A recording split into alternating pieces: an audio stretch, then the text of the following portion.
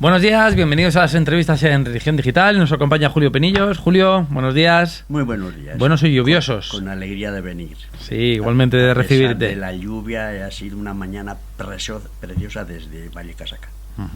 Sigues en Vallecas, muchos años en Vallecas. Trabajando en la parroquia María Mediadora al principio, donde estaba de cura célibe, que luego me llamó de cura casado, ¿no? Y de ahí a los 3 años, estoy hablando del 95, 96, 97. En el 97 me llamó la parroquia donde estoy ahora, que es en el Alto de la Arena. Ahí llevo yo entonces en Vallecas ya de célibe, porque después de cura obrero en las grandes fábricas, ya cuando tuve que salir porque cerraron aquello y buscarme el trabajo, diríamos, como profesor y tal, ¿no? Después ya tuve más tiempo para poderme dedicar a la pastoral de barrio. Entonces estos compañeros sacerdotes dijeron, vente para acá. Y estoy desde el 95. Cura casado, unos representantes de Moceop. Tenéis un congreso a finales de octubre en Guadarrama, un congreso especial, porque de alguna manera es un sentarse, conclusorio, pararse y ver qué ha pasado y ver qué caminos coger. Me parece importante el enfoque. Yo de esto quisiera hablar, ¿no? Y decirte de entrada, me parece que es un congreso de final. Yo lo interpreto. ¿Por qué de final? Porque hemos hecho una historia de 40 años exactamente, no solo Moceop, sino Federación Internacional, los grupos equivalentes a Moceop en otros países europeos y americanos, arrancan en torno al 75-74. Justo entonces estamos hablando de 40 años. Sí.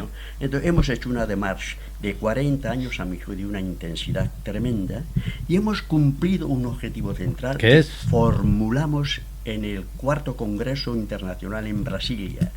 Decía un senador que venía a participar ahí, cura casado, de Paraguay, Núñez, ¿no?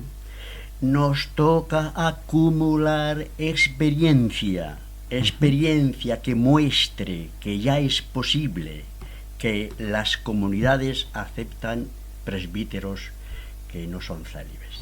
Yo tengo la sensación que ese paso ya le estamos dando ese paso ya. Lo que queda ya no es solo nuestro, lo que queda es de la Iglesia. ¿Crees que es así? ¿Crees que de verdad está aceptado?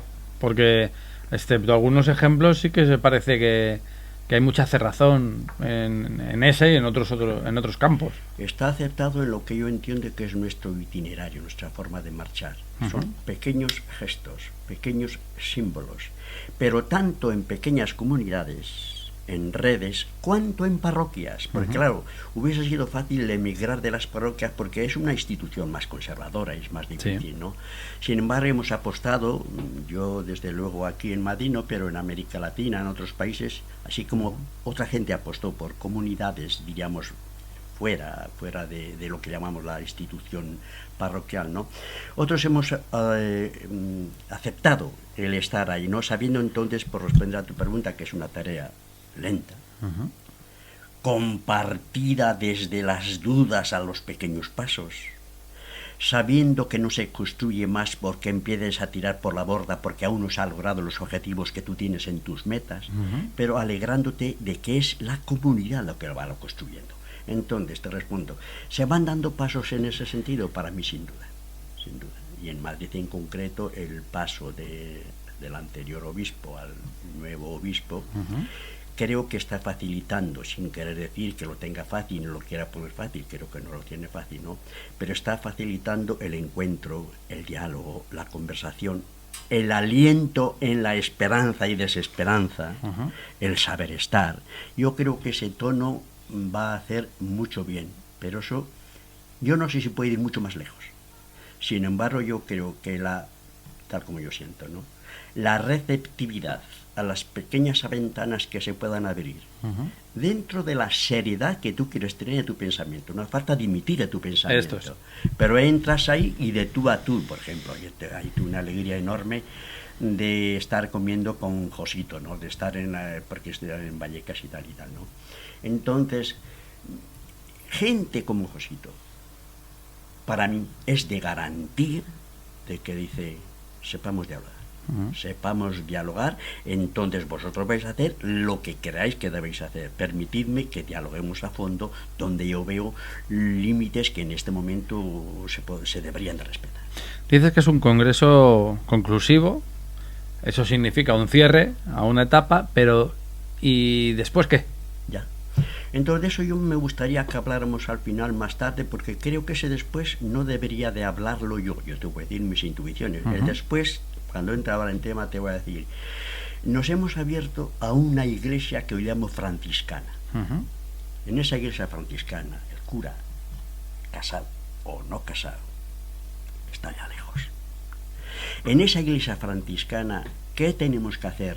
Curas casados, no casados, comunidades, creyentes, no creyentes. Por ejemplo, la llamada de Osoro a 3 años de búsqueda de evangelización en Madrid es importantísimo en esta onda que estabas hablando. ¿Sí? ¿Qué vamos a hacer entre todos ya? Entonces nosotros, yo diría, es una etapa cerrada. El propio Papa este sábado ha hablado de potenciar la sinodalidad, de repensar, no, de cambiar el concepto de papado, de poder, la de autoridad. Sinodalidad. Entonces yo quería, ya que me has preguntado hacia el futuro, ver qué es lo que nos ha llevado hacia el futuro. Yo puedo presumir, entre comillas, ¿no? Como Pablo, ¿no? Si algo uno puede subrayar, yo puedo subrayar que 40 años hemos trabajado 4 ejes muy importantes. ¿Cuáles son? El primer eje era qué significa el celibato. Eso fue el primer eje. El segundo eje, bueno, y los curas, ¿qué significa ser cura? Y el tercer eje era cura en qué comunidad, qué tipo de comunidades. Y el cuarto era comunidades evangélicas, cristianas, ¿en qué mundo, en qué sociedad? ¿Cómo se relaciona la iglesia franciscana? ¿Cómo se relaciona con la cultura, con la historia, con el pueblo? Entonces yo te querría decir cómo en cada eje hemos ido poniendo una reflexión a mi juicio muy importante. Así que el celibato, la primera cuestión es, dedicamos 2 congresos al el celibato, es importantísimo y no se puede quebrantar. Entonces llegamos a la conclusión, miren por favor. Celibato es una peccata minuta de cara al cura y de cara a la iglesia, una peccata minuta, ¿no? Lo importante, el celibato, yo hablo desde una experiencia, ha sido célibe 10 años, yo para mí creo que es posible. Lo que más bien me hizo tomar una decisión de lo que no se puede es magnificar. El celibato es más que no celibato, eso no es verdad. Entonces, ¿qué dijimos del celibato en 2 congresos que preparamos en Arisia? Tan santo, tan pecador, tan servidor es o puede ser el cura casado como el cura célibe. Tan santo. Incluso tan servidor, sí, porque depende de qué comunidades. A lo mejor para estar en una parroquia rural, pues a lo mejor un célibe, que lo viva por vocación, a lo mejor es más servidor. Pero para estar en unas comunidades urbanas, en unas comunidades obreras, en unas comunidades en la melé. La cuestión es que el celibato sea una opción y no una imposición. Eso por supuesto. Otra cosa que se dijo, ese celibato es un don que le tiene a quien Dios se le dé. Y entonces el que no se le dé es que no puede ser pastor. Eso es otra cuestión. No puede ser. Eso es otra cuestión. El que opte porque su psicología, su convicción evangélica marcha por la línea de próxima a los votos o próxima a la aceptación. Perfecto. Pero no se puede imponer. El Evangelio no dice nada. Pablo no dice nada. De lo contrario. Hay que abrirse a que el obispo sea, diríamos, honesto, sea esposo de una sola mujer, sepa administrar su casa por sí.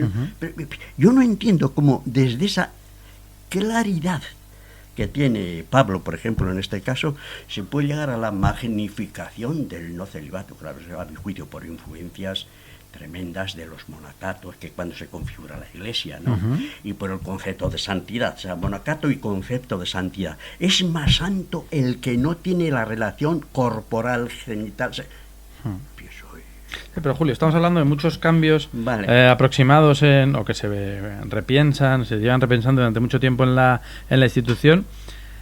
Los que critican esos cambios, no solo porque la tradición, el magisterio, paradigma, sino porque eso llevaría a una destrucción de la propia razón de ser de la institución como tal, como institución, las seguridades que hay en toda gran institución, lo de que no se toquen determinadas cosas, que no se toque la organización, que no se toquen los dogmas, que no se toquen cuestiones que pueden llevar a romper la iglesia. ¿Cómo trabajáis esa pulsión de los que piensan de una manera diferente? Me encanta. Yo tengo la sensación que se debe de saber compartir necesariamente dentro del pluralismo. El pluralismo exige oídos y exige tenacidad. Oídos y tenacidad. Un ejemplo para mí es el Papa. El Papa querría cambiar muchas más cosas estructurales. Para mí, sin duda. Es lo mismo que estamos hablando. Sí. ¿Estará en la mente del Papa? Yo creo que sí. Vamos, no solamente lo creo, lo sé. Que está, porque hemos planteado este tema. Tiene una carta que le hemos enviado y sé bastante de cerca todo esto, ¿no? ¿Lo puede hacer ahora con toda la melee que hay, con toda la tensión? ¿Construiría o se produciría un cierto stop a ciertos caminos? Entonces, respondo a tu pregunta, ¿no? Se puede temer que pueden destruirse cosas. Pues yo respondo, si se va demasiado prisa y no se entra en diálogo y no se confronta y por lo tanto no se enriquece desde la actitud evangélica profunda del que habla y del que escucha, ¿no? Claro que puede haber ese riesgo. Yo quiero evitarlo. Yo he preferido estar 40 años y seguir en esa onda, sabiendo que el saber estar a veces te fastidia, ¿no? A veces quisieras una velocidad, pero yo siempre he dicho, viene una actitud bella que me gusta hablar con el alma en la mano, ¿no? Yo lo del Evangelio, si el grano de trigo no sabe estar en la tierra, lo que sea, no dará el fruto que tú quisieras dar enseguida, ¿no? Eso para mí es clave, ¿no?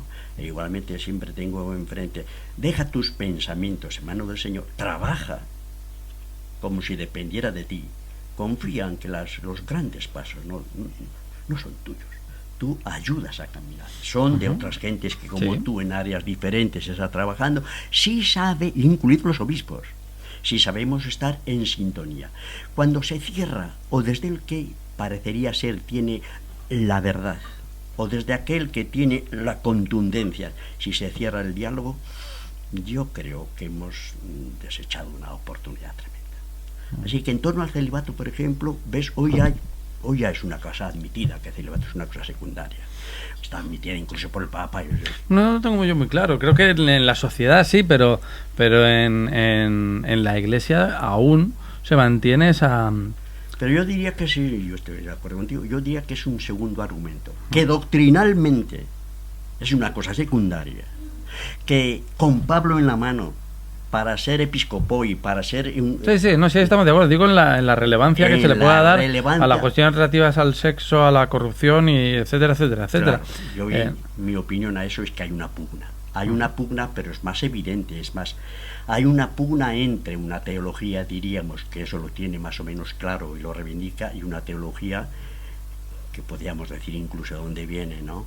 Una teología que es mucho más, por no herir, más cauta, más retardataria, más miedosa, aunque lo vendan como más espiritual. Sí, pero vamos al medio. Si tú defiendes, a mí me parece que es una postura muy loable, que hay que construir y que no hay que fomentar el enfrentamiento per se, cuando el otro sector, si dividimos esto en tres sectores, ¿vale? Seamos simplistas por una vez. Sí.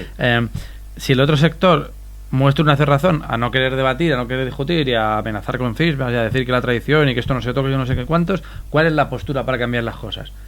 Pues yo creo que... Pues claro, dos pueden dialogar solo si los dos quieren. Yo no quiero ser ingenuo, ¿no? Es lo que estamos demostrando. Yo creo que dentro de los movimientos, en este caso la federación, dentro de eso hay corrientes diferentes, hay gentes que optan por un camino mucho más rápido, que admite más la confrontación, y otros que optamos por un camino más lento, que lo que está exigiendo la escucha permanente pero tenaz, y no renunciar a aquellas cosas que las comunidades te están pidiendo, que incluso te piden la celebración. No hagas bandera de una cosa que no es lo más importante del cura, si se reúne a celebrar, pero si se celebra, pues no haya problema, y dice, señor, estamos de acuerdo y tal. Diríamos, ¿cómo saber estar? Yo diría, con una tenacidad tremenda, una inteligencia a la escucha, y desde luego puede haber momentos en que no sea posible el diálogo. ¿Y qué se hace? Yo vuelvo al Papa, ¿que te crees que el Papa no tiene momentos que ahora diría? Tiene alto. Entonces, todo esto sale del tema al celibato. El celibato, yo entiendo que es un tema que teóricamente está mucho más claro. Es que antes se decía Sí, que sí, venía sí, sí. de la palabra de Jesús de Nazaret. Sí, sí, sí, sí. Segundo, en la institución, como está tan mediatizada por el nervio vertical del celibato unido a capacidad de decisión, Ujú, sí. tocar ese nervio... Claro, porque estamos hablando de poder, no estamos hablando solo de una opción. Claro, tocar ese nervio es muy lento. Convenzámonos de que saber estar ahí significa finura y tenacidad. Y si un momento hubiese querido hablar con unos obispos, no se me ha permitido. Con otros sí se me está permitiendo. Y digo esto no porque sea lo más importante que el obispo diga, pero que no duda que lo que estamos hablando es importante, que haya permeabilidad desde las bases a las alturas, ¿no? Así que de cara al celibato damos por hecho que hoy hay mucho más claridad. De cara al cura, que era el segundo eje, Sí. ¿qué significa ser cura? ¿Ir así? ¿Hacer así en la misa? ¿Estar en un despacho recibiendo? No lo digo negativo, ¿sí? ¿Qué más? Entonces, para mí es importante la formulación que en la Federación se hace.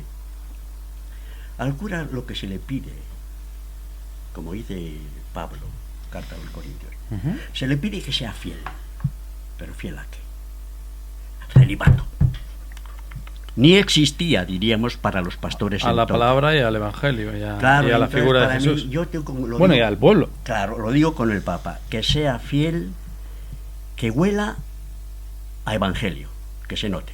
El evangelio es la fuerza que debemos llevar dentro, que se note que cuando habla de esperanza, se lo cree. Segundo, que salga a la cultura del pueblo, que comparta con el pueblo. Por mí la experiencia de cura obrero es el fundamental, ¿no? Que comparta con el pueblo, lucha con el pueblo, desde por el salario, por el hogar, si es una opción que has hecho tú siendo cura, por las estructuras, no solamente por lo que se deriva de las estructuras, sino dónde se produce la injusticia, las estructuras económicas, que salgas al pueblo, compartas con el pueblo. Así que para mí eso es central. Que sepas estar como uno de tantos, como dice Pablo, ¿no? No, yo soy el cura, tú serás alguien en la comunidad, que será de lo que quiera hablar luego, ¿no? Entonces al cura se le está pidiendo fidelidad, a que huela a evangelio, como dice el Papa, a que sepa estar con el pueblo, huela a oveja, que dice el Papa, ¿no? Y a que sepas estar con unas convicciones evangélicas que admiten lo que estábamos hablando antes, ¿no? Porque el evangelio muchas veces diríamos que lentitud tiene, ¿no? Pues acelera lo que puedas, tira de la semilla, a ver si enseguida. Hablando de lentitud, los otros dos pasos. El otro paso es la comunidad. Podemos hacer un cura como el que estamos hablando.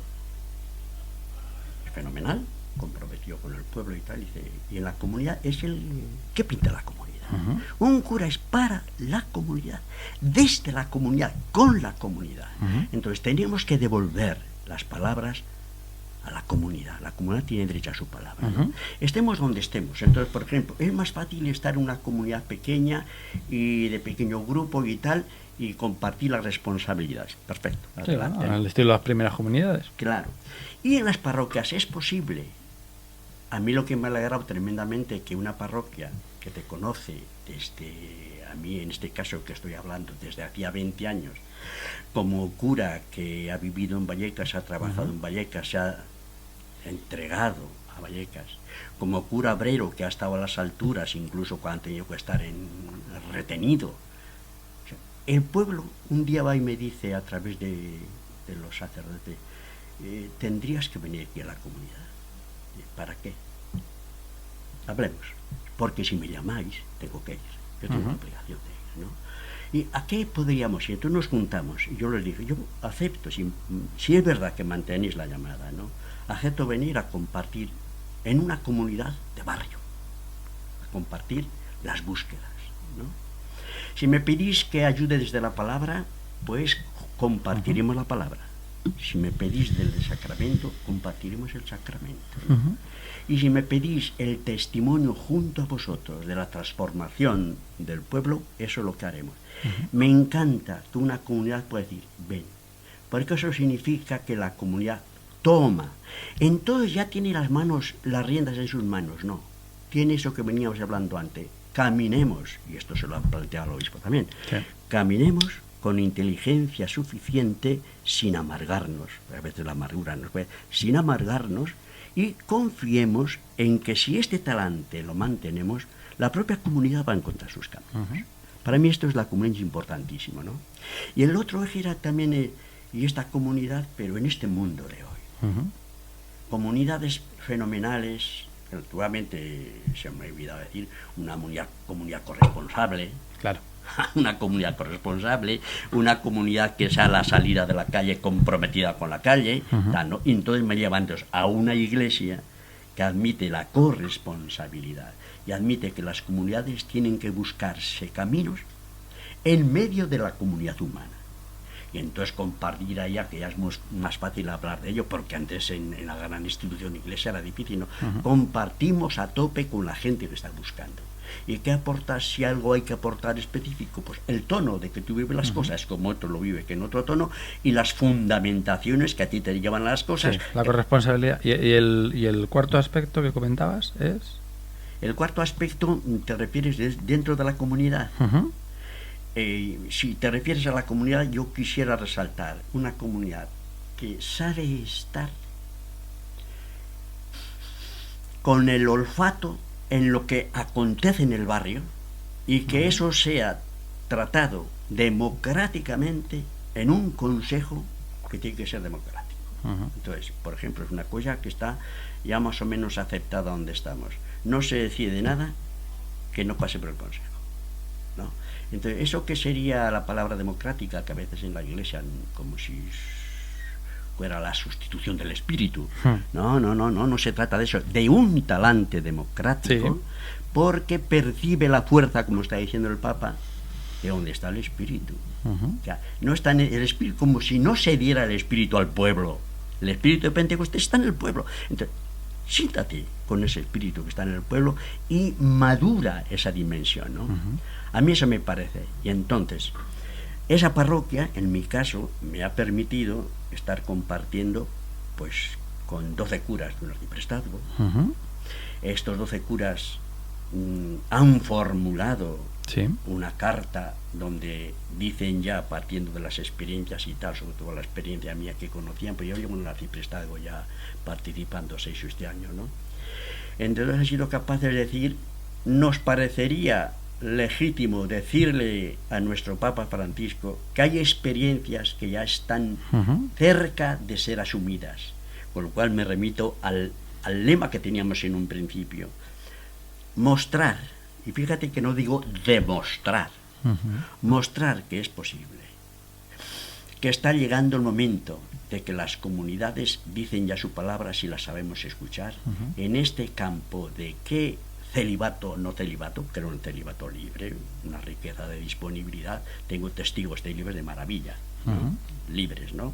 Tan libre y tan bonito como el matrimonio, ¿no? Igualmente esa disponibilidad en tipo de curas que sabe estar en el pueblo con una raíz evangélica, que sabe que la comunidad es fundamental, ¿no? Y sabe que la comunidad son pequeñas iglesias en medio de la gran iglesia que es el mundo, el Génesis. La gran iglesia es el Génesis, es el mundo, la creación, ¿no? Empezábamos la entrevista hablando de esto, que este era un congreso conclusivo para cerrar y para soñar o pensar otras cosas de futuro. La cerramos con esas perspectivas. De cara al futuro, ¿qué esperas? Yo espero yo estoy participando, por ejemplo, en Madrid en el Foro de Curas. Estoy en una pequeña comisión, me toca, es rotatoria.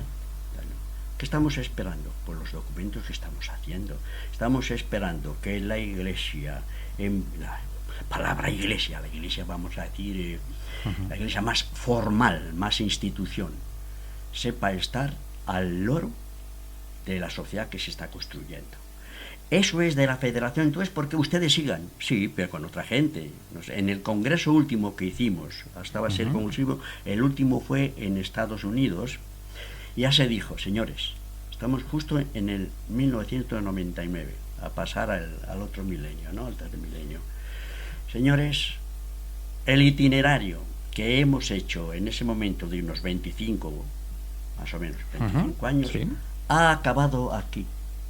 Esto ya es de todos. abrámonos a todas las redes. El próximo congreso que se hizo en Leganés y que formuló muy bien la corriente Somos Iglesia, ¿no? Otra iglesia es posible y es real. Eso es lo que nos recogió a todos que veníamos de distintas federaciones. Lo que hay que hacer, que es tu pregunta, es salir a la melee de la historia con las convicciones profundas que el Evangelio te permite, que creo que el Evangelio es una fuerza revolucionaria tremenda. Totalmente de acuerdo. Con eso, ¿no? Y estar ahí y construir juntos. Y si es juntos, será con menos velocidad que vas tú solo, pero se verá seguramente con una construcción más consistente. Es lo que decía Adolfo Nicolás en una reciente entrevista sobre el Papa Francisco, que podría ir más rápido, pero que no quiero hacerlo solo. ¿Crees que es posible hacerlo? ¿Posible hacer el qué? Esto de lo que ¿Ir estamos más hablando. a una velocidad mayor? No la velocidad, sino que se vaya cumpliendo ese sueño. Mira, que se vaya cumpliendo eso en una realidad, que se pueda seguir construyendo entre todos. Claro, yo te lo digo desde el alma. Desde el alma me lo creo, eso es posible. Ahora, ¿qué exige eso? Exige una simplicidad de espíritu, exige un saber estar, exige he dicho el lenguaje más vulgar, saber escuchar, saber que el otro... ¿Por qué nos cabreamos? Porque creemos que la verdad está casi junto a ti nada más, y los demás no. Entonces, ¿es posible, que es tu pregunta? Sí. ¿Lo sientes como tal? Sí. ¿Apuestas por ese camino? Sí. Después de la federación, ¿vas a seguir buscando, tanto en pequeñas comunidades cuanto en tu comunidad parroquial donde estás, vas a ir buscando que es posible que se empiecen a reconocer públicamente cosas que hasta ahora pertenecían o al silencio o al rechazo de la institución? ¿Crees que es posible? Sí. Y apuesto por ello. Apuesto por ello. Yo, donde esté, en el foro, saben, hay de todo también en el foro, ¿no?